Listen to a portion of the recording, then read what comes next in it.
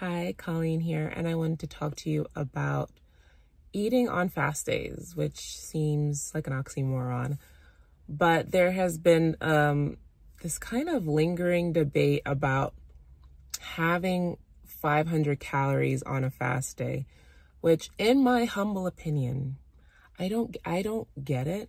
I feel like if you need to eat on a 36-hour fast, then maybe you're not ready for a 36-hour fast.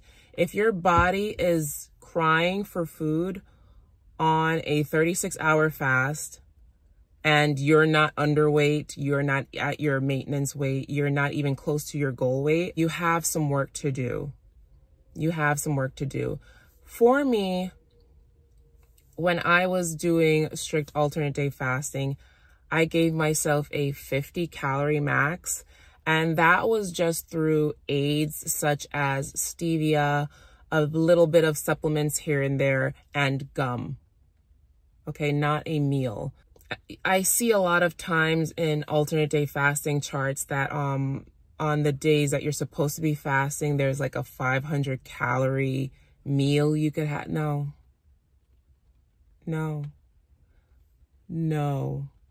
Fasting is fasting. The reason for the fast is to lower your blood sugar.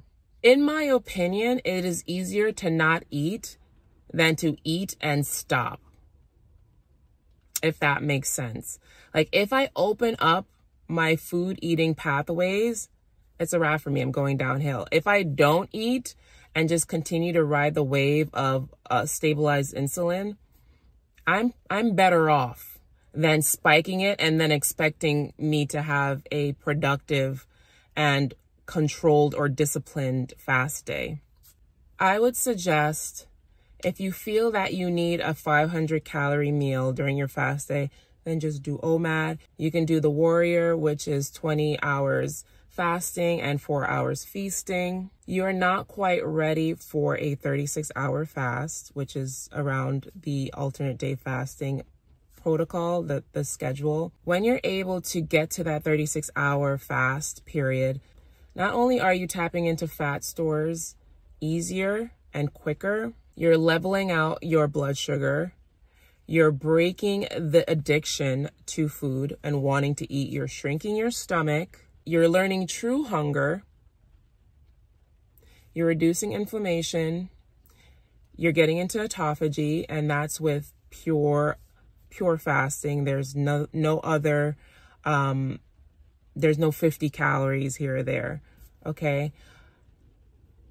You're getting a lot more benefits than if you were to eat this meal. If you feel like you are not ready to do 36 hours without that 500 calories, then just be honest with yourself. Just be honest and work your way up. Get closer and closer. If you are already doing one meal a day, which is OMAD, you're more than likely ready to do a 36-hour fast. I started at a 16-8, the typical introductory fasting protocol for most. And then I went to 24, OMAD. And then I got to alternate day fasting, which is a 36-hour fast, in which I was able to lose over 67 pounds in 8 months. If you have a 500-calorie meal on your alleged fast day, you're basically on a low-calorie diet. That's what that is. You're on a low-calorie diet. Fasting is not starvation. Fasting is a reset. It's a healing period. It is a detox. So you want to do your best to get to the point, whether comfortably or uncomfortably, to make it through the day without food, period. Without food, period, in order to start tapping into those fat stores, which I know if you're overweight, if you're struggling with obesity, if you have a lot of pounds, you have a lot of fat stores. The 36-hour fast worked so beautifully for me because my body seemed a bit resistant to fat loss. Yeah, I could lose weight, but fat, those are two different things. You could lose weight through muscle. You could lose weight through a bowel movement. You could lose weight through water. But when you lose fat, that's a different, like that fat loss comes from your waistline, that scary visceral fat that's surrounding your organs. Okay, that's coming from your face, where all of a sudden your face is like sculpted. That is you starting to see muscle definition without even like lifting weights, because the fat that's covering your natural body definition from carrying groceries, your children, picking yourself up off the couch, that kind of muscle definition is now coming through because that layer of fat is now being eaten away. But that can only happen if you give yourself a true 36-hour fast. Now, you don't have to do a true alternate day fast. You can do 3 times a week, which is a really good starter. 3 times a week, say Monday, Wednesday, Friday, whatever 3 days work for you throughout the week to do a true 36-hour fast. Have your coffee if you need, unflavored, preferably.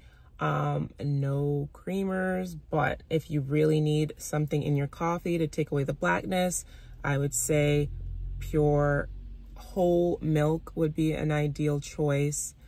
Just so if you're not worried about autophagy, if you are doing a 36-hour fast for weight loss, you don't have to be so strict, okay? But the 500 that 500 calorie meal, that's nonsense. That's really, in my opinion, that's nonsense. I don't know why they allowed that. Like, if you're fasting, just fast. And if you can't fast that long, then don't fast that long. That means you're just not ready to do that. You're not mentally ready.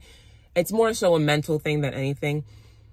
But no, I really, if you are not ready for a 36-hour fast, don't force it. Don't lie to yourself. Don't do the 500 calorie meal. Don't do the 500 calorie meal if you are alternate day fasting. That's not an alternate day fast.